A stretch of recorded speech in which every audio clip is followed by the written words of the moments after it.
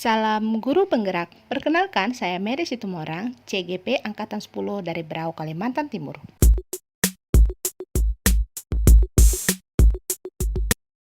Assalamualaikum Bu, apa kabar? Alhamdulillah baik. Semoga Ibu Mary juga selalu sehat dan baik. Amin Bu, ya Bahagia. saat ini saya dalam kondisi bahagia. Jadi di sini Bu, ada beberapa pertanyaan terkait dengan pengalaman Ibu dalam manage sekolah ini seperti itu Bu. Namun bisa Ibu perkenalkan diri singkat. Baik, nama saya Agi Syarifah Aini sebagai kepala sekolah di SMP Negeri 1 Gunung Tabur. Saya saat ini menjabat sebagai kepala sekolah itu dari tanggal 22 Maret kemarin dan mungkin baru terhitung sekitar 5 bulanan dengan hari ini. Ya, terima kasih Bu buat perkenalan singkatnya. Nah, jadi Bu, selama Ibu 5 bulan menjabat, pasti dong ada permasalahan ya Bu ya, di dalam sekolah seperti itu. Nah, bagaimana cara Ibu mengidentifikasi apakah persoalan yang Ibu hadapi itu merupakan dilema etika atau bujukan moral? Ya, baik. Jadi yang namanya permasalahan di sekolah itu pasti setiap sekolah pasti ada permasalahannya. Bahkan kadang-kadang permasalahan itu bisa kompleks ya, atau di setiap sekolah. Namun ya bagaimana kita menyikapinya. Jadi memang yang namanya dilema etik atau dilema moral itu pasti ada. Nah, jadi kan kalau misalnya kalau di dilema etik itu kan merupakan suatu kondisi ya di mana kita harus menentukan secara moral itu menentuk bahwa permasalahan itu keduanya benar, tetapi itu bertentangan ya kan. Nah, di situ kita bagaimana sih cara kita menyikapinya. Ya, ini pernah terjadi memang kan dalam sekolah misalnya ada salah satu di sini yang merasa itu tupoksinya gitu kan, tupoksinya, tetapi yang lain mengerjakan gitu kan tanpa mungkin koordinasi gitu kan. Kedua ini kan sama-sama benar ya, yang satu merasa itu tupoksinya, yang kedua ini dia ada perhatian untuk membantu begitu kan. Tetapi ternyata bahwa apa yang dia lakukan ini ternyata itu dianggap salah begitu. Nah, itu juga itu termasuk dilema etik gitu kan. Nah, jadi kalau ada permasalahan-permasalahan seperti itu ya kita tergantung bagaimana kita mengungkapinya. Yang jelas kita berusaha untuk tidak menyalahkan kedua belah pihak. Jadi tidak juga merasa kedua pihak saling dirugikan. Jadi kita berusaha untuk sebijaksana mungkin untuk menyikapi permasalahan itu. Oke Bu, tadi Ibu sudah singgung ya Bu ya. Jadi untuk cara Ibu mengidentifikasi bahwa itu bujukan moral maupun dilema etika adalah ketika dilema etika itu nilai kebajikannya sama-sama bernilai benar seperti itu ya Bu ya. Sementara kalau untuk bujukan moral ada yang benar, ada yang salah gitu. Ya, betul. Nah, untuk bujukan moral tuh gampang ya Bu ya. Pasti tinggal ambil nilai yang benar seperti itu. Nah, yang sulit mungkin dilema etika seperti itu ya Bu ya. Dilema etika. Nah, pertanyaan kedua nih Bu. Ketika Ibu ada masalah nih Ibu temukan. Nah, Ibu tahu kalau itu adalah suatu kasus dilema etika seperti itu. Langkah-langkah apa yang biasanya Ibu ambil? Nah, jadi kalau misalnya ada permasalahan-permasalahan seperti itu, biasanya kita harus menelusuri dulu, ya kan? Kita menelusuri dulu, kemudian kita mencari tahu dulu kebenarannya. Kita mengidentifikasi dulu, kita mencari fakta-fakta dulu. Jadi tidak serta-merta begitu kita ada permasalahan, itu langsung kita simpulkan dan langsung kita putuskan. Jadi kita harus cari tahu dulu, kita telusuri dulu benar dan tidaknya, kemudian kita mengumpulkan fakta, sehingga nanti setelah kita tahu bahwa oh ini ternyata permasalahannya seperti ini, baru kita nanti panggil orangnya, begitu kan? Kita panggil. Setelah kita tahu bahwa oh ternyata ini permasalahan yang sebenarnya, barulah kita bisa menarik sebuah kesimpulan bahwa oh ini ternyata permasalahannya seperti ini. Kita nanti langsung ambil sebuah tindakan. Jadi yang jelas kita tidak merugikan kedua belah pihak gitu. Jadi sama-sama tidak merasa dipersalahkan dan tidak merasa dirugikan. Jadi berusaha untuk sebijaksana mungkin kita mengambil tindakan untuk keputusan itu. Oke, jadi menurut Ibu tadi kita telusuri dulu ya Bu ya, Baik, betul. berdasarkan Betul. fakta-fakta yang Betul. ada seperti itu, kemudian baru kita bisa menarik satu kesimpulan. Betul. Nggak terlalu gampang juga ya Bu ya dalam Betul. proses menarik kesimpulan tadi, ada Betul. proses-proses Ada proses. maupun langkah-langkah yang akan dicapai gitu ya Bu ya. Nah, yang ingin saya tanyakan yang ketiga Bu, langkah-langkah apa yang biasanya Ibu lakukan ketika Ibu menemukan dilema seperti itu?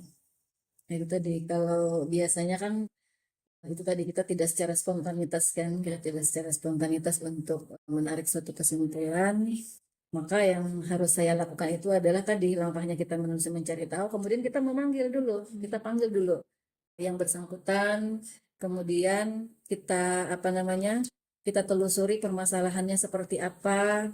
Nah, kemudian setelah itu baru kita bisa memutuskan bahwa oh ternyata permasalahannya seperti ini. Jadi kita tidak bisa dalam memutuskan sesuatu itu secara sepihak gitu kan. Dan kita biasanya kalau kita ingin menyelesaikan permasalahan itu kita tidak di depan orang banyak, tetapi kita secara pribadi gitu kan, kita panggil secara intern saja, sehingga ketika orang yang kita panggil itu nanti akan apa namanya plong untuk menyampaikan secara jujur dan secara leluasa seperti itu. Jadi itu langkah-langkah yang saya ambil, saya panggil seperti itu agar permasalahan itu tidak melebar dan tidak perlu juga semua orang tahu. Kita karena itu privasi. Misalnya, kalau guru ya berkaitan dengan tenaga pendidik atau kependidikan. Kalau berkaitan dengan tenaga kependidikan, Ibu panggil secara private ya Bu ya, secara intern. Betul.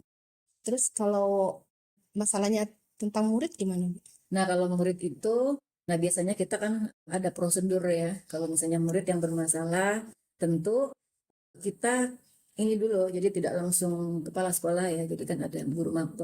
Mungkin kalau misalnya permasalahannya dengan guru mapel, ya guru mapel dulu lah yang tangani gitu kan. Nanti setelah itu bisa nanti dilaporkan, disampaikan kepada wali kelas, agar wali kelasnya juga tahu begitu kan. Jadi wali kelas itu harus tahu kalau ada permasalahan anak-anak. Kalau mungkin ini permasalahannya sedikit rumit, maka harus juga berkoordinasi dengan guru BK gitu kan. Karena guru BK juga harus ada laporan kepada guru BK terkait anak-anak kita, baik itu terkait dengan permasalahan atau anak-anak prestasi pun harus ada, tetap kita dengan guru BK itu harus mereka tahu.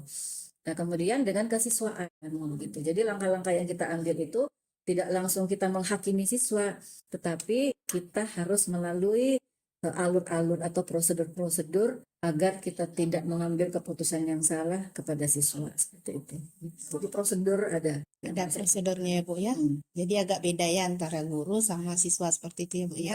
Kalau guru tadi apa namanya, kita itu tadi kita tidak langsung menarik kesimpulan kalau guru, atau kita tidak langsung ngecas bahwa ini salah gitu, tetapi tetap ada sih langkah-langkah yang kita ambil itu tadi, kita memanggil guru dulu gitu kan, kita mencari dari guru.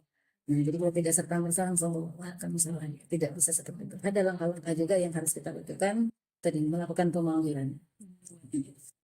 Baik, pertanyaan selanjutnya nih Bu, kalau misalkan dari beberapa langkah-langkah yang Ibu sudah sampaikan tadi, mungkin ada satu langkah yang menurut Ibu paling efektif, yang biasanya itu ketika Ibu mengambil poin itu, langkah itu mungkin 70% atau 60% masalah Ibu bisa lihat gitu, Ibu bisa baca masalahnya. Itu langkah yang mana Bu? Kalau saya sih yang lebih efektif kalau menurut saya itu adalah kita itu tadi, kita tidak boleh gegabah di dalam menarik sebuah kesimpulan, gitu kan? Nah, jadi perlu memang fakta dulu yang harus kita cari dulu, kita kumpulkan dulu.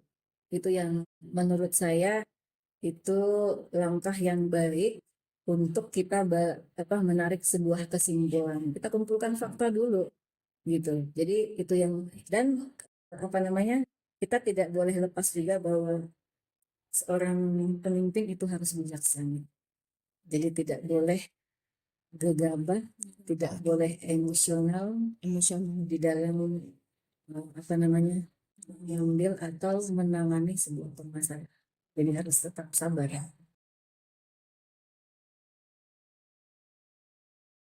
Oke baik Bu, terima kasih Bu. Nah, ada pertanyaan lagi nih Bu.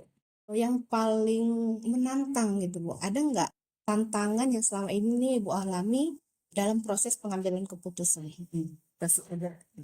Tantangan saya yang paling terbesar itu adalah mengelola emosi. Iya kan? Karena yang namanya permasalahan itu kan ada yang berat, ada yang ringan, ada yang sedang gitu kan. Kadang-kadang orang menyampaikan itu bagaimana cara menyampaikannya itu kadang-kadang bisa memancing emosi kita gitu kan. Kalau mungkin kalau orang menyampaikan permasalahan yang besar tapi menyampaikannya dengan cara yang baik, mungkin kita bisa mengelola emosi kita juga dengan baik. Tetapi ketika kalau penyampaiannya itu juga meledak-ledak, itu juga tentu akan berpengaruh dengan perasaan kita juga kan sebagai manusia biasa. Jadi yang paling terberat itu adalah ketika kita mengelola emosi. Tetapi sejauh ini sih saya masih berusaha untuk mengelola emosi saya dengan baik karena saya sadar bahwa saya adalah seorang pemimpin yang memang harus sabar dan harus profesional. Jadi tidak mudah terpancing dengan apa namanya permasalahan-permasalahan. Jadi berusaha untuk tegar sebagai kepala sekolah. Harus mengelola emosi ya Bu. Harus mengelola emosi itu perlu. Ketika ada masalah kita harus dalam posisi kehadiran penuh ya Bu ya. Betul. Gitu, Bu. Nah, ketika Ibu mengalami suatu pengambilan keputusan, ketika Ibu menemukan satu masalah yang Ibu tahu bahwa ini adalah dilema etika, apakah Ibu membutuhkan waktu tertentu dalam menyelesaikannya atau bisa kapan saja diselesaikan? Ya, tergantung permasalahannya seperti apa. Jadi bisa saja kita menyelesaikan itu dalam waktu yang cepat, tapi bisa saja juga kita menyelesaikan eh, apa namanya mengikuti prosedur atau alur. Tetapi pada dasarnya ada yang sebagai kepala sekolah, saya selalu membuka diri saya untuk kepada tenaga pendidik dan kependidikan untuk berdiskusi dengan saya, untuk apa namanya berkonsultasi dengan saya. Jika ada permasalahan-permasalahan itu, saya selalu siap untuk apa namanya mereka untuk bisa berdiskusi dengan saya. Jadi kalau waktu itu sebenarnya saya selalu meluangkan waktu untuk semua tenaga pendidik dan kependidikan bisa berdiskusi dengan saya agar apa namanya permasalahan-permasalahan itu bisa secepatnya ditindaklanjuti seperti itu. Kira nih Bu ya, kira-kira dari percakapan kita ini adakah intisari atau yang Ibu dapatkan seperti itu? Yang jelas ya sebagai apa ya sebagai kepala sekolah dengan adanya banyak apa ya permasalahan-permasalahan atau sebagai pimpinan itu tentu kan saya tidak hanya menghadapi satu dua orang guru, semua pegawai adalah menjadi tanggung jawab saya, semua siswa juga menjadi tanggung jawab semua namanya pimpinan dia bertanggung jawab untuk semuanya di sekolah gitu kan. Jadi ya mungkin pelajaran mungkin yang bisa saya petik, hikmah yang bisa saya petik di sini adalah tentu itu tadi saya sepanjang karir saya ya saya selalu ingin melakukan yang terbaik saja untuk kemajuan di sekolah. Jadi saya berusaha untuk melakukan yang terbaik. Jadi apapun itu saya berusaha untuk menjalin apa ya tadi silaturahim dengan baik dengan guru-guru. Saya selalu membuka diri untuk mereka bisa berdiskusi dengan saya dan saya berusaha untuk sebijaksana mungkin sebagai seorang pimpinan. Jadi selalu ingin memberikan yang terbaik untuk sekolah. Luar biasa Bu, terima kasih buat waktu dan kesempatannya Bu.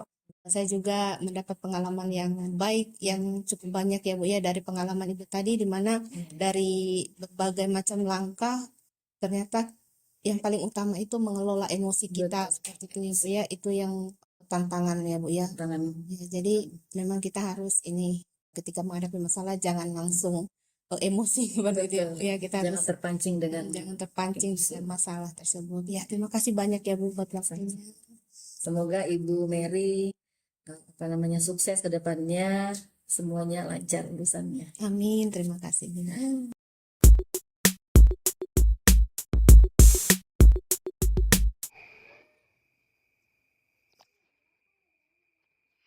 Assalamualaikum Ibu Ririn, apa kabarnya ini Bu? Waalaikumsalam warahmatullahi Bu Mary. Alhamdulillah kabar saya baik Bu Mary. Bu Mary bagaimana kabarnya? Kabar saya baik Bu. Begini Bu Ririn, saya ingin mewawancara sedikit. Apakah Ibu ada waktu?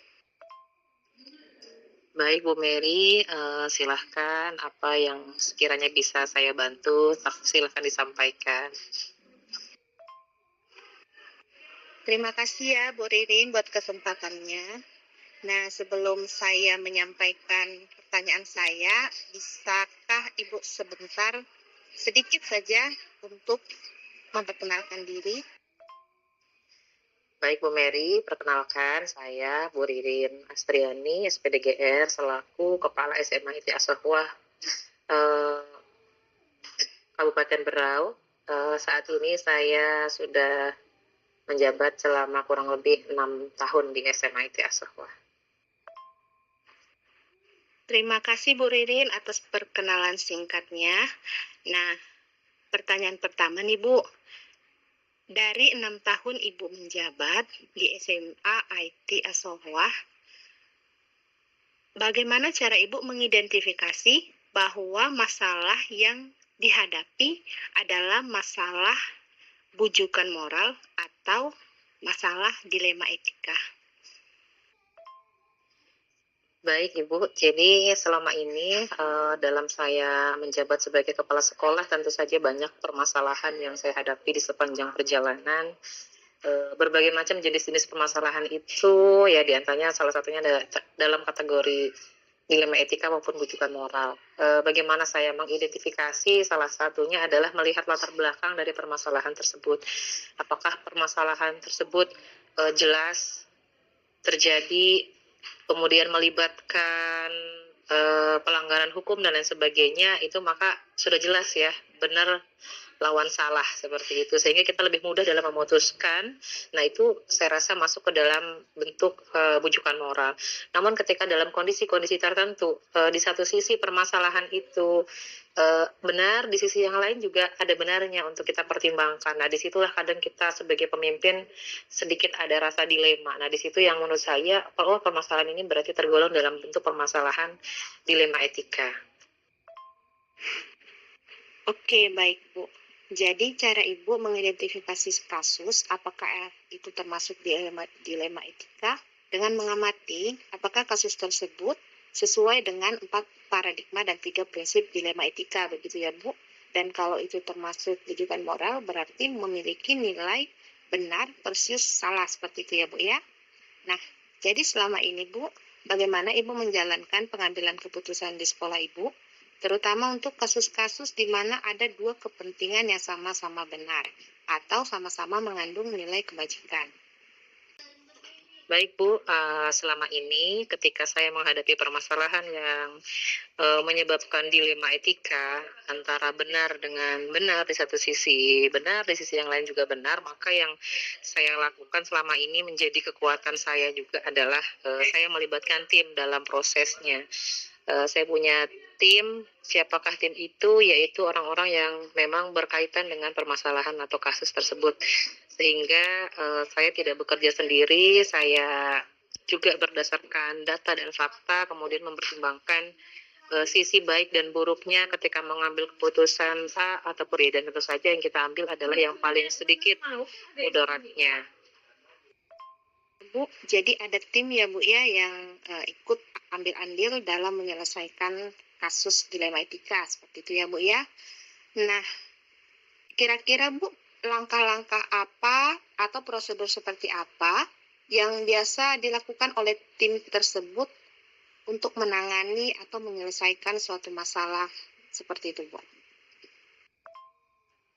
Baik Bu, jadi langkah-langkah yang coba saya lakukan adalah yang pertama tentu saja adanya laporannya. Ketika ada laporan permasalahan, kemudian kita tindak lanjuti dengan mencari data dan fakta dari permasalahan tersebut. Ketika sudah terkumpul data dan fakta yang valid, kemudian kita rapatkan dalam tim ya. Tim yang terlibat dalam permasalahan tersebut. Kemudian kita pikirkan bagaimana solusi terbaiknya, apa keputusan dari pihak sekolah gitu. Selanjutnya kita undang yang bersangkutan, kita sampaikan bahwa permasalahannya demikian, maka solusi yang kita ambil demikian, alternatif yang kita tawarkan demikian, kira-kira seperti itu. Dan tentu saja semuanya melalui analisis yang akurat seperti itu, sehingga ketika ada apa-apa di kemudian hari kita bisa mempertanggungjawabkan atas keputusan yang kita ambil. Oh, begitu ya Bu ya. Oke Bu, baik. Apakah Ibu pernah mencoba 9 langkah pengambilan keputusan dalam dilema etika Bu? Secara sistematis saya belum melakukan 9 langkah pengambilan keputusan itu karena kebetulan saya juga baru paham saat ini.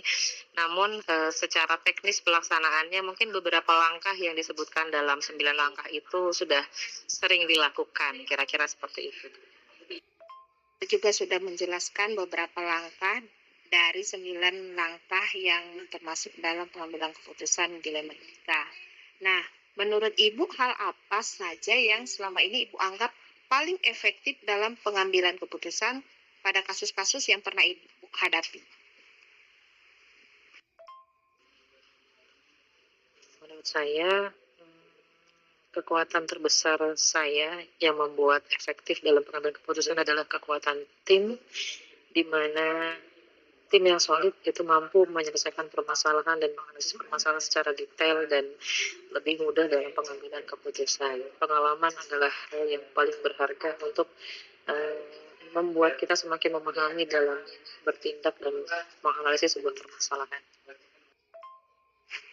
Saya setuju sekali Bu bahwa perlu dirapatkan dalam tim untuk menyelesaikan kasus apapun itu, karena hasil dari musyawarah itu nanti akan dapat kita pertanggungjawabkan seperti itu ya Bu ya. Tadi juga Ibu sudah mengatakan bahwa ketika hasil dari tim atau hasil dari rapat tim telah diambil keputusannya, kita mengundang yang bersangkutan, kita lakukan coaching, memberitahu yang bersangkutan akan konsekuensinya sehingga hasil rapatnya bisa dipertanggungjawabkan seperti itu ya Bu ya. Wah, itu cukup luar biasa sih menurut saya Bu. Nah ini Bu, jadi selama ini tantangan yang Ibu hadapin apa aja sih Bu dalam proses pengambilan keputusan pada kasus dilema etika?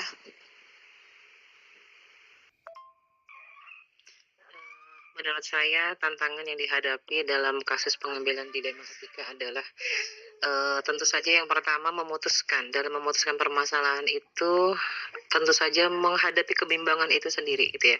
Apakah kita mengambil keputusan A atau keputusan B yang betul-betul perlu analisis yang sangat matang, itu yang pertama. Yang kedua, bagaimana kita kemudian bisa menyamakan persepsi seluruh pihak-pihak terkait ya, misalnya ketika kita ada permasalahan di sekolah yang kemudian tadi karena diputuskan oleh tim, kemudian kita sampaikan ke seluruh dewan guru apa yang kita putuskan gitu. Bagaimana semua dewan guru bisa menerima apa yang kita ambil seperti itu. Itu dilema terbesar, tantangan terbesar yang kemudian kita hadapi. Bukan tidak mungkin, tetapi butuh effort yang lebih ya dalam menghadapi tantangan tersebut. Wah, dua ya Bu ya, dua hal tantangan ini ya. Yang pertama tadi kita sudah bimbang dalam menganalisis, memutuskan masalahnya, kemudian kita juga harus menyamakan persepsi antara tim tadi dengan seluruh para dewan guru ya. Benar ya Bu ya? Begitu tantangan yang ada. Nah, apakah Ibu memiliki sebuah tata kala atau jadwal tertentu dalam menganalisis dilema etika, ataukah Ibu langsung mengambil keputusan di tempat seperti itu Bu? Atau ada waktu yang perlu Ibu jadwalkan? Ini nih kasus dilema etika, jadi kita perlu waktu untuk menjadwalkannya kapan diselesaikan oleh tim seperti itu Bu. Baik Bu, untuk kasus dilema etika ini apakah diselesaikan saat itu juga atau terjadwal tertentu? Jadi dua-duanya dijalankan seperti itu, tergantung situasi dan kondisinya. Saya berikan contoh misalnya seperti ini. Ketika kita dilema etika dalam menentukan kenaikan kelas siswa atau kelulusan siswa ini, secara kehadiran mungkin kurang, secara akhlak dia baik, secara nilai dia kurang. Nah, kadang di situ kadang kita yang sedikit galau gitu ya, secara ketentuan kriteria kenaikan kelas itu dia tidak memenuhi, tapi mungkin ada pertimbangan lain secara sisi manusiawi dan sebagainya. Nah, itu yang contoh dilema etika yang kemudian terjadwal pelaksanaannya dan penyelesaiannya. Kapan jadwalnya? Ya ketika rapat kenaikan kelas, seperti itu. Nah, kemudian kasus lain yang saya contohkan adalah seperti hari ini gitu ya, ketika saya mendampingi siswa-siswi saya dalam pelaksanaan gelar karya. Di satu sisi kami sudah memesan tempat untuk pagelaran, kemudian undangan sudah disebar dan sebagainya, ternyata siswa belum siap. Seperti itu. Ternyata yang ditampilkan belum siap. Di sisi lain, ketika saya melanjutkan, maka bagaimana suksesnya kegiatan ini yang akan ditampilkan. Ketika saya memending, betapa profesionalismenya sekolah yang akan dipertanyakan. Nah, ketika kondisi seperti ini yang saya hadapi, salah satu contoh dilema etika yang saat ini juga sedang saya hadapi gitu ya, maka pelaksanaannya dan penyelesaiannya adalah saat itu juga. Kita harus gerak cepat untuk mengambil keputusan. Kira-kira seperti itu, Bu. Jadi begitu ya Bu, ada kolaborasi ya, terkadang di satu kasus kita harus menyelesaikannya saat itu juga, mengumpulkan tim saat itu juga, seperti itu ya Bu ya. Dan kadang jika ada kasus lain gitu yang masih bisa untuk kita jadwalkan, kita akan jadwalkan, seperti itu ya Bu ya. Oke, baik Bu. Nah, adakah Bu seseorang atau faktor-faktor yang selama ini mempermudah atau membantu Ibu dalam kasus-kasus yang berhubungan dengan dilema etika? Faktor-faktor yang membantu menyelesaikan permasalahan dengan efektif adalah yang pertama, adanya tim yang solid ya, yang berkaitan dengan permasalahan tersebut sehingga membantu dalam menganalisis permasalahan, mencari data dan fakta, kemudian mengambil keputusan bersama-sama sehingga di kemudian hari ketika ada segala sesuatu tidak sendirian dalam menyelesaikan dan menghadapi permasalahan tersebut. Kemudian pengalaman juga menjadi faktor berharga bagi saya pribadi. Dengan permasalahan-permasalahan yang serupa kita dapat belajar dari masa lalu. Ketika dalam menangani permasalahan tersebut, maka bagaimana cara kita untuk bertindak efisien itu sangat penting. Kira-kira seperti itu. Wah, luar biasa Bu. Ya, tadi juga Ibu sudah singgung tentang pengalaman ya Bu ya. Pengalaman adalah sesuatu yang berharga ya Bu, ketika kita menemukan masalah baru yang sebenarnya sudah pernah kita alami sebelumnya, itu mempermudah kita ya Bu ya, seperti itu. Oke Bu, pertanyaan terakhir ini Bu. Dari semua hal yang sudah Ibu sampaikan tadi, pembelajaran apa yang dapat Ibu petik dari pengalaman Ibu mengambil keputusan selama ini?